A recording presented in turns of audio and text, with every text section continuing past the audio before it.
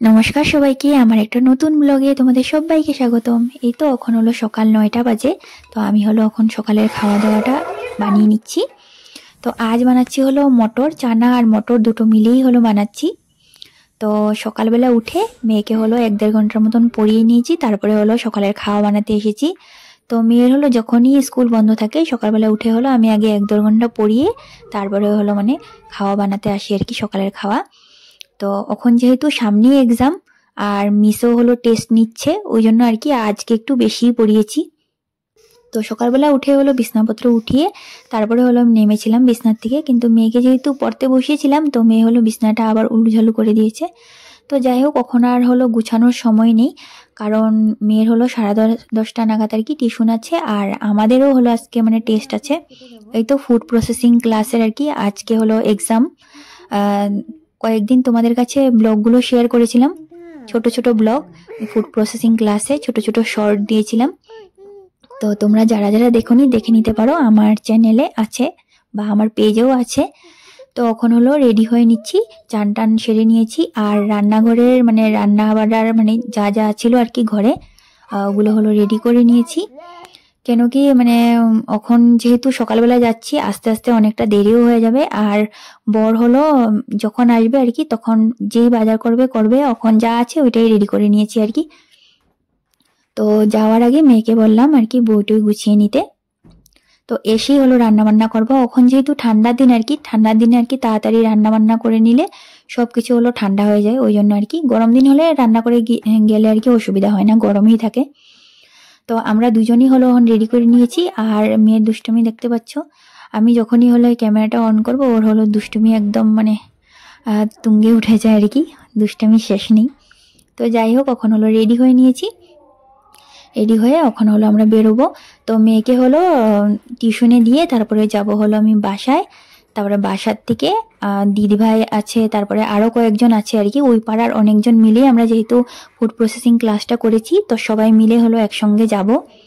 তো আজকে যেহেতু ক্লাসের শেষ আর কি, অনেক খারাপও লাগছে, তো কিছু করার নেই, ক্লাস তো শেষ হবেই আর কি। অনেক দিন করেছি, বেশ মজা লেগেছে। আর আমার মেয়ের হলো একটা খুব ভালো অভ্যাস বলতে পারো, ভালো একটা অভ্যাস আছে।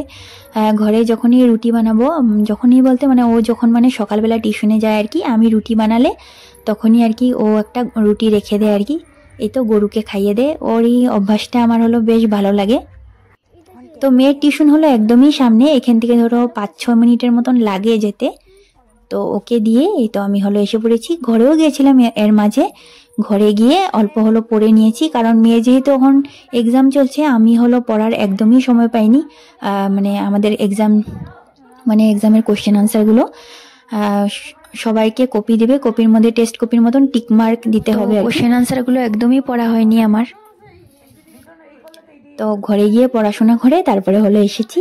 এই তো দেখতেই পাচ্ছ আমাদের food processing class exam start হয়ে গেছে।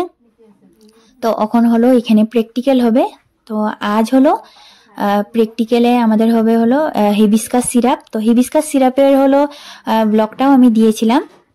এই তো দেখতে পাচ্ছ ওনারা হলো জোরহাটের থেকে এসেছে, ম্যাম আর স্যার, আর আরেকজনও এসেছে হলো স্যার, উনি হলো বাইরে। তো হলো বানাচ্ছে, দেখতে পাচ্ছ হিবিস্কাস সিরাপ আজ বানাবে।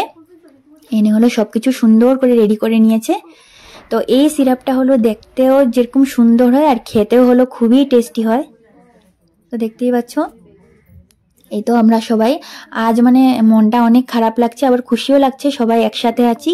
কিন্তু ঘরের কাজকর্ম সেরে 1-1.5 ঘন্টার জন্য যখন এখানে আসতাম আর কি, মনটা খুবই ভালো হয়ে যেত।